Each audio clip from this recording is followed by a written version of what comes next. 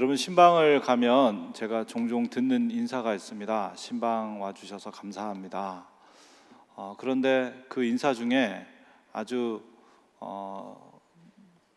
특이한 또 예상치 못한 인사를 받는 경우가 있는데, 그런 경우는 교회 안 다니는 우리 남편이 목사님 신방 와주셔서 너무 감사하다고 합니다. 그렇게 얘기할 때입니다. 교회도 안 다니시고 신앙생활 하지 않는데 목사가 집에 오는 걸 왜 좋아하실까? 근데 그 이유를 들으니까 너무 공감이 됐습니다. 목사님 신방 덕분에 우리 집이 말끔하게 정리가 되어서 너무너무 감사합니다. 여러분이 모든 걸 다 원래 자리에 놓고 쌓은 것 하나도 없이 사시는지는 잘 모르겠으나, 그러나 일반적으로 모든 사람들은 원래 물건을 쌓아놓으라고 목적으로 만들어지지 않은 소파, 책상, 식탁, 그 외에 실내 자전거부터 여러 가지 위에 무언가를 쌓아놓은 채로 살아가게 됩니다. 그래서 정리 컨설턴트라는 직업이 생겼는지도 모르겠습니다. 어느 한 유명한 정리 컨설턴트는 유튜브에서 구독자만 10만을 넘는 아주 유명인입니다. 정리의 달인으로 불리죠. 이 사람은 지금까지 2,000명이 넘는 사람들의 집에 가서 그들의 쌓아 있는 것들을 정리해 주었습니다. 이 사람이 지금도 전체 들어오는 요청 중에 30% 정도만 감당할 수 있다고 하니까, 자신의 인생 가운데 쌓여 있는 것들을 해결하지 못하는 사람들이 꽤 많다는 사실을 알 수 있겠죠. 이분이 정리 컨설턴트로 정리를 하면서 깨달은 사실, 발견한 사실 두 가지가 있는데, 첫 번째는 모든 사람들의 집에 비슷한 게 쌓여 있다는 사실입니다. 그러니까 한때 만약 검은콩이 유행하면 검은콩을 쫙 사고, 또 이런 건강식품이 유행하면 그걸 쫙 사고, 마스크팩 유행하면 마스크팩 쫙 사고, 이래서 자기가 산 것들이 거의 모든 집에 가면 비슷하게 남아 있다는 거죠. 두 번째는 물건을 쌓는 것은 물건의 문제가 아니라 마음의 문제라는 것을 이 사람이 알게 됐다는 겁니다. 보통 이분이 어딘가에서 물건을 정리하기 전에 반드시 의뢰한 사람에게 가서 이유를 물어본답니다. 왜 정리를 하려고 하나요? 어떻게 정리를 하려고 하나요? 이렇게 물어본다는 거죠. 이야기를 나누다 보면 정리의 방향을 알 수 있기 때문에 이야기를 나누는 것인데, 그 이야기를 나누다 보면 자기가 생각하지 못하게 많은 사람들이 자신의 마음에 상처와 아픔들을 내어놓기 시작한다는 거죠.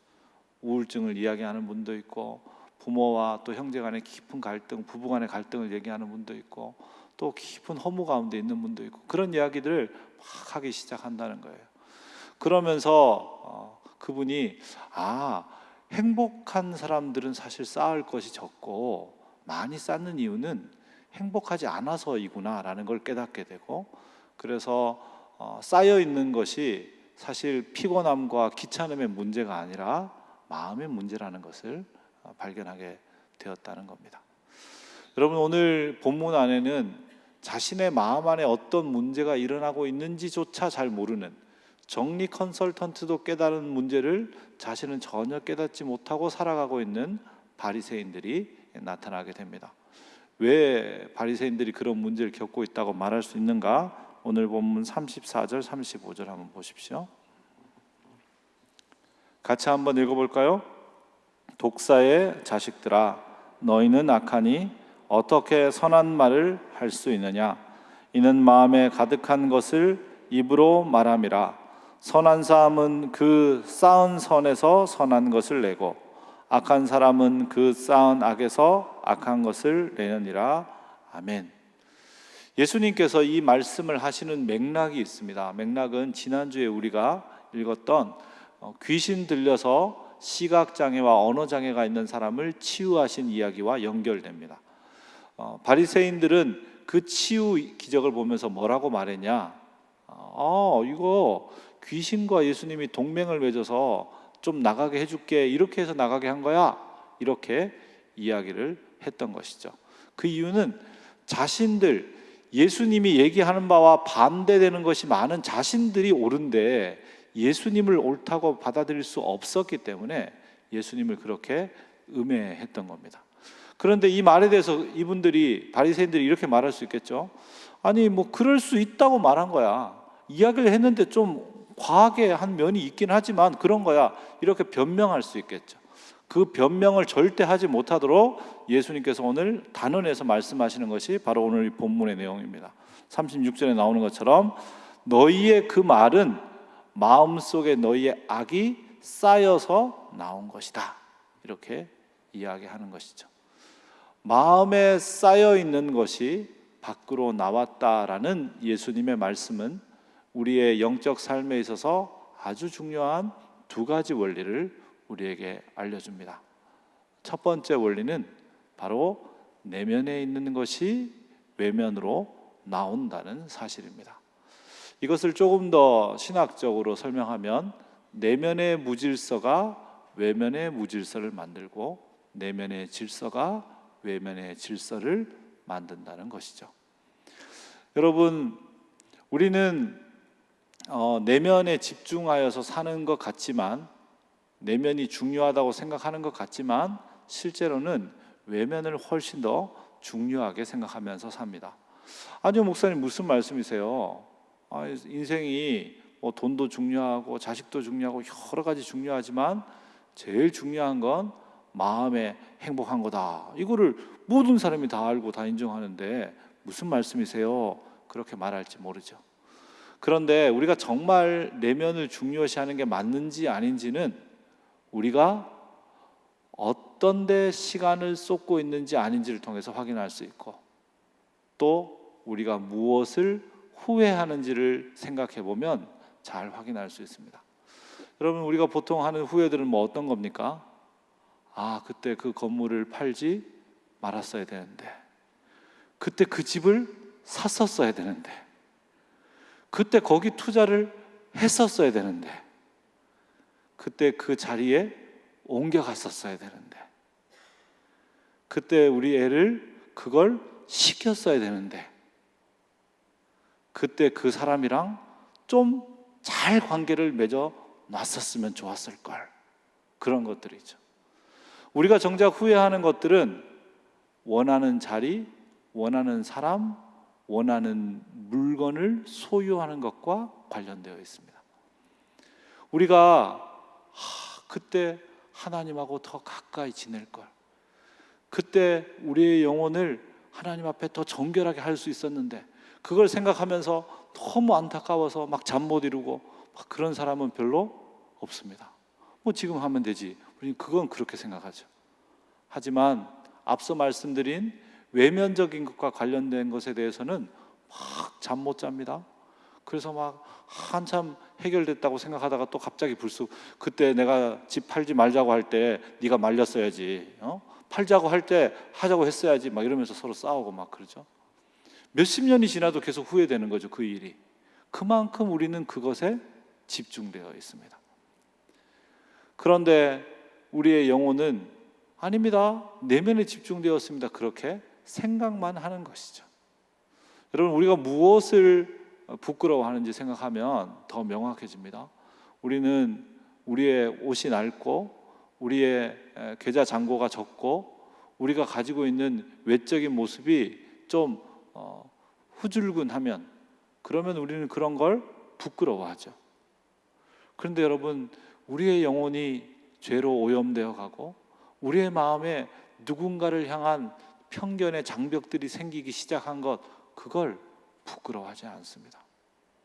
우리는 그런 것 때문에 고통스러워하지 않아요. 우리는 우리가 가지고 있는 자산 내역이 다 드러나고 우리의 속살이 드러나면 막 부끄러워하지만, 막 모욕당한 것처럼 여기지만, 우리가 가지고 있는 내면의 깊은 문제가 밖으로 드러나오는 것, 그게 이렇게 삐짓고 올라오는 것에 대해서 그렇게 모욕스러워하지 않습니다.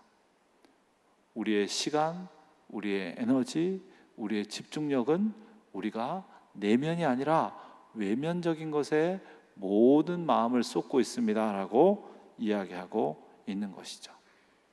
우리가 왜 그렇게 할까요? 그 이유는 우리는 마음속으로부터 아주 근원적으로는 내면과 외면은 분리된다고 생각하고 있기 때문에 그렇습니다. 아니, 마음이 좀 그러면 어때? 우리의 내면 속이 좀 그러면 어때? 우리가 잘 먹고 잘 살고 재정적으로 문제가 없고 또 이런 문제가 없이 이걸 가지고 있으면 그러면 된 거지라고 생각하는 것이죠. 많은 사람들은 외면의 무질서가 생긴다고 해도 이 무질서를 어느 정도 해결할 수 있다면 사실 내면은 크게 문제가 아니라고 생각합니다. 지금 여러분이 기도해야 할 때입니다. 여러분이 말씀을 들어야 할 때입니다. 여러분의 마음과 여러분의 내면을 돌봐야 할 때입니다. 그렇게 얘기해도 아니요, 저는 지금 이 프로젝트가 금방 끝나야 돼요. 저는 이 과제가 금방 끝나야 됩니다. 저는 이 문제를 해결해야 됩니다. 이거 다 하고 조금 여유를 찾고 그렇게 집중해서 이걸 하겠습니다. 그렇게 이야기하죠. 근데 여러분, 조금 여유를 찾을 수 있을까요? 조금 여유를 찾을 수 없습니다. 여유를 찾는 날은 별로 오지 않아요. 이제 나이 들어서 다 은퇴하면 여유가 찾아오겠죠. 그러나 육신의 쇠약함으로 그때도 아주 편안한 여유는 그렇게 찾아오지 않아요. 우리는 끊임없이 그게 분리될 수 있다고 생각하는 거죠. 여기 안 돌보고 밖에 있는 것들 잘 해결해서도 어느 정도 행복할 수 있다고. 그런데 오늘 주님이 아주 분명하게 뭐라고 말씀합니까? 안과 밖은 완벽하게 연결되어 있다. 그렇게 이야기하시는 거죠. 33절에 그것을 비유로 설명해 주고 계십니다. 같이 한번 읽어볼까요?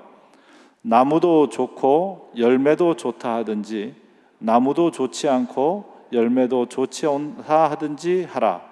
그 열매로 나무를 아느니라. 아멘. 여러분, 나무는 나쁜데 열매는 좋을 수 있습니까? 없다는 거죠. 그럴 수는 없어요. 나무가 좋고 열매가 좋든지 나무가 나쁘고 열매가 나쁘지, 나무는 좋은데 열매는 나쁘고 나무는 나쁘지만 열매는 좋을 수 없다는 거죠. 그런데 우리는 나무인 우리의 내적인 삶에는 별 관심 없고 밖으로 괜찮으면 열매가 좋을 수 있다. 즉, 나무는 나빠도 열매는 괜찮을 수 있다라고 생각하며 산다는 겁니다. 오늘 주님은 우리의 내면과 외면이 절대 분리될 수 없다고 이야기합니다. 외면에 있는 무질서, 삶이 너무 지치고 힘들고 에너지가 없고 그리고 혼란스럽고 또 산만하며 갈등이 자꾸 일어난다면 그러면 뭐가 무질서한 겁니까? 내면이 무질서한 거죠. 내면의 질서를 먼저 잡지 않고 외면의 질서가 생길 수 없다는 말입니다. 여러분, 왜 내면의 질서라는 게 중요합니까? 이게 무슨 심리주의 같은 겁니까? 마음이 편해야 좋다, 감정이 좀 좋은 감정이 많아야 된다, 그런 얘기를 하는 건가요? 아니요, 그게 아닙니다. 내면을 살피라고 하는 이유는 바로 내면에 우리의 생명의 근원인 하나님께서 거하시기 때문이죠. 잠언 4장 23절을 같이 한번 읽도록 하겠습니다. 여러분, 스크린 보십시오.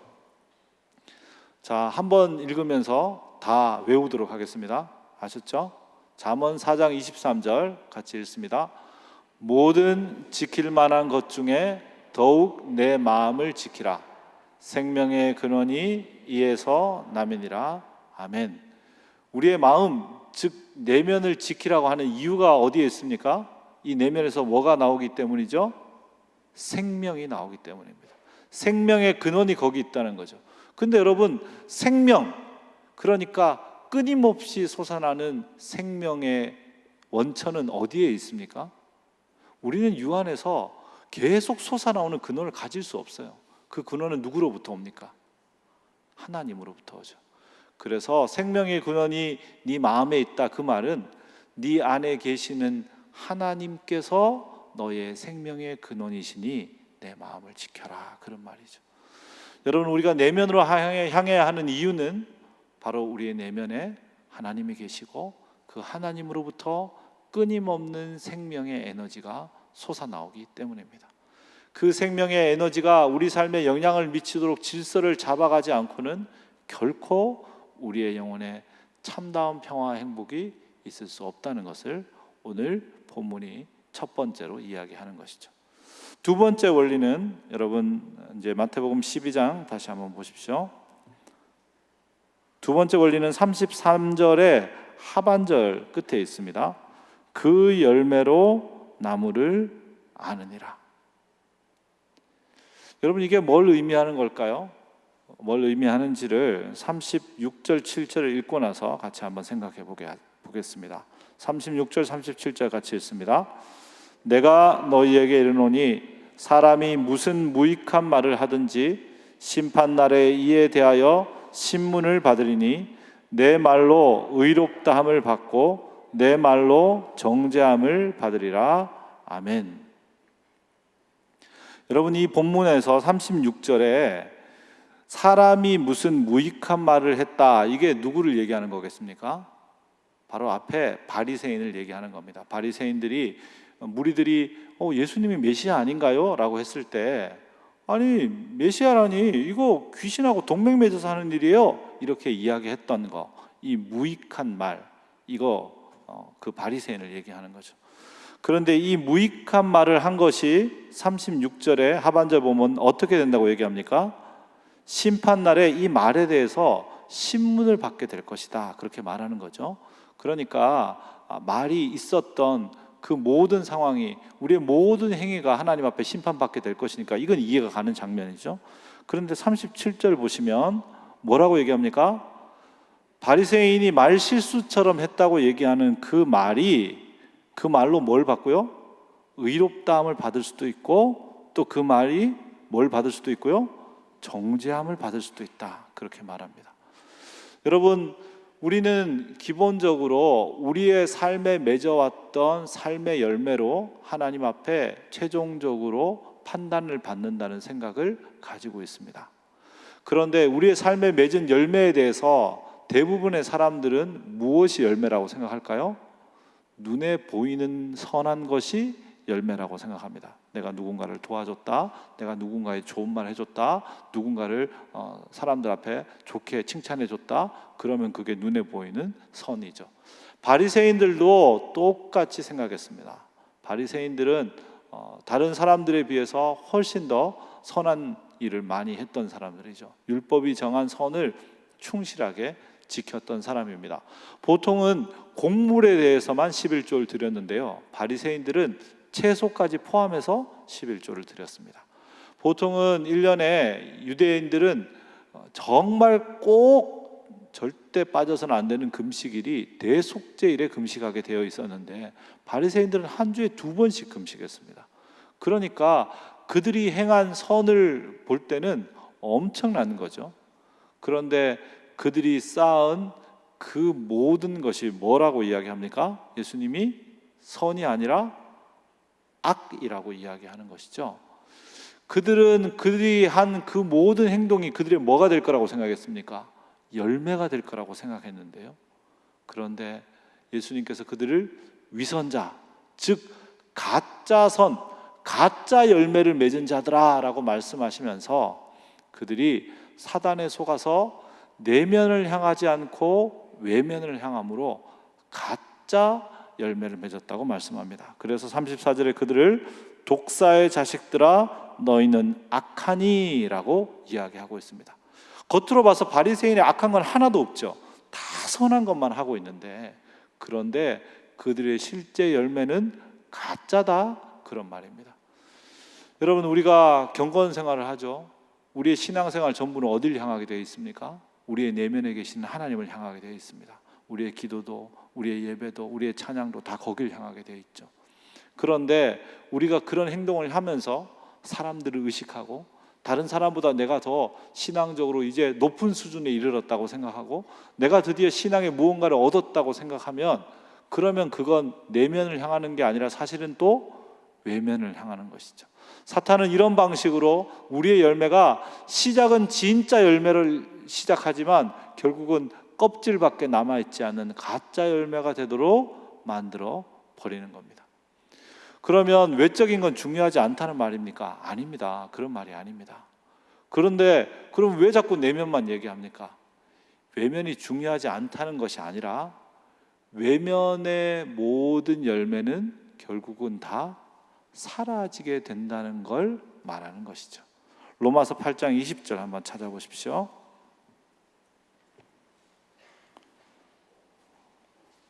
스크린으로도 보겠지만요, 여러분 스크린은 세번역 성경을 볼 거니까 여러분 본 성경을 직접 찾으십시오. 신약 성경 250면입니다.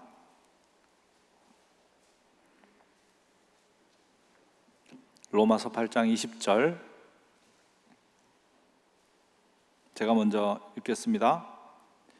피조물들이 허무한 데 굴복하는 것은 자기 뜻이 아니요 오직 굴복하게 하시는 이로 말미암음이라. 아멘. 피조물이 허무한 데 굴복한다는 것은 피조물이 다 허무에 의해서 원래 피조물이 가지고 있는 그 열매가 다 사라지게 된다, 그런 말이죠. 그런데 그게 누가 한 거라고요? 자기 뜻이 아니고 굴복하게 하시는 이 누굽니까? 하나님이죠. 이게 무슨 말입니까? 하나님이 모든 피조물을 만들었는데, 만들었다는 것은 그 시작으로부터 끝, 죽음이 있다는 것이고, 그것은 언젠가는 다 낡아지고 사라지게 된다, 그런 말이에요. 여러분, 우리의 육체도 우리가 다 이렇게 젊고 우리가 다 멋지지만 결국은 어떻게 됩니까? 다 낡아지고 늙어지고 탄력을 잃고 결국은 사라지는 것까지 가게 되는 것이죠. 여러분, 우리가 지금 아주 명망가 있고 사람들이 뭐 너무너무 칭찬하는 유명한 사람이라고 해도 그 명예와 인기라는 것은 얼마 가면 사라지게 되어 있습니다. 새로운 명예와 인기, 새로운 사람들이 오면 다 사라지게 되어 있어요. 모든 것은 다 낡아지고 사라지게 되어 있다는 말이죠. 그래서 그걸 허무에 굴복한다, 이렇게 표현합니다. 우리가 외적으로 맺은 열매들은 결국은 어디에 굴복하는 거예요? 허무 앞에서는 결국 다 없어지는 겁니다. 그러면 허무에 굴복되지 않는 게 진짜 열매죠. 허무를 통과해야 진짜 열매인 겁니다. 이제 로마서 8장 20절 세번역 성경으로 한번 읽어보겠습니다. 같이 읽습니다. 피조물이 허무에 굴복했지만 그것은 자의로 그렇게 한 것이 아니라 굴복하게 하신 그분이 그렇게 하신 것입니다. 그러나 소망은 남아 있습니다. 아멘. 저 본문이 이야기하는 게 뭐죠? 하나님께서 허무에 굴복하게 만드셨다면 그 피조물 자체 안에는 허무를 벗어날 길이 없지만, 그러나 피조물을 만드신 하나님 안에는 그 허무를 벗어날 소망이 있다, 그런 말이죠. 그리고 그 소망은 우리 구주 예수 그리스도로부터 오는 것이죠. 우리 안에 거하시는 예수님은 하나님의 영으로 예수를 주라 고백한 모든 자의 속에 거하십니다. 우리의 내면에 거하시는 그 하나님께로 깊이 나아가서 그 하나님이 주시는 생명의 근원, 생명의 샘을 경험하고 살게 된다면, 그러면 그것이 우리에게 뭐가 됩니까? 진정한 열매가 되게 되는 것이죠. 여러분, 우리가 아까 읽었던 잠언 4장 23절 세번역은 이렇게 우리에게 이야기하고 있습니다. 공동번역이요. 무엇보다 내 마음을 지켜라. 그것이 바로 복된 삶의 셈이다. 여러분, 우리의 마음에 계신 생명의 근원이신 하나님이 우리에게 생명을 계속 일으킴으로써 진정한 열매를 맺으며 살게 하고, 그것이 바로 우리의 영혼을 복되게 하는 것이죠. 그래서 우리 내면 가운데 계신 하나님이 바로 진정한 행복한 삶을 만들어내는 셈이 되는 것입니다. 그 셈에서 나오는 생명수로 우리는 이 땅의 허무와 메마름을 적셔갈 수 있고, 그래서 허무를 통과하여 죽음을 이기신 예수 그리스도를 따라 허무를 뛰어넘는 참다운 열매를 맺어갈 수 있게 되는 것이죠. 하나님 앞에서 진실하고 하나님이 너의 이 열매를 복되다 하시는 그런 열매를 맺고 살아갈 수 있게 되는 것이죠. 사랑하는 여러분, 지금 바쁜 거 좀 해결하고 나서 여러분의 내면을 살펴보면서 여러분 안에 있는 문제들을 좀 해결해 보고 싶습니까? 여러분, 그렇게 되지 않습니다. 그리고 그렇게 할 수도 없습니다. 지금 무질서와 혼란과 메마름과 또 낙심이 있는 이 때에 그것들을 돌보지 않고 오히려 여러분 마음속에 계신 내면의 주님께로 향해 가시길 바랍니다. 그때 여러분은 그 내면의 샘에 도저히 지금 가지고 있는 이 모든 허무들을 해결할 수 없을 것 같았는데 그 모든 걸 능히 생명으로 바꾸는 생명의 샘을 발견하게 될 것입니다. 그리고 여러분은 진정한 열매를 맺고 여러분의 내면의 질서가 외면의 질서로 변화되는 삶을 경험할 수 있게 될 것입니다. 그런 내면의 사람, 그런 내면의 생명으로 많은 사람들을 복되게 하는 그런 행복한 사람들이 되시기를 바랍니다. 기도하겠습니다. 하나님 아버지, 급한 것들을 해결할 후에 내면의 문제를 해결하는 유혹에 빠져있던 우리를 불쌍히 여겨 주십시오. 주님, 우리가 하고 있는 내면의 활동들, 기도, 묵상, 예배, 찬양 같은 것들마저도 남들과 비교하고 의식함으로써 외면적 행동으로 만드는 사단의 유혹 앞에 속수무책인 우리를 불쌍히 여겨 주옵소서. 주여, 오늘 우리의 허무와 우리의 낭망 없음 가운데 우리를 소망으로 이끌어가는 주님 앞에 하나님 응답하게 도와주시고, 하나님 우리의 내면에 거하시는 주님께로 향해서 그 안에서 새로운 생명의 샘을 경험하고 내면의 질서를 잡고 참된 열매를 맺음으로 하나님이 주시는 놀라운 행복의 삶을 살아가는 모든 주의 백성들 되게 하여 주옵소서. 우리 구주 예수 그리스도 이름으로 기도드립니다. 아멘.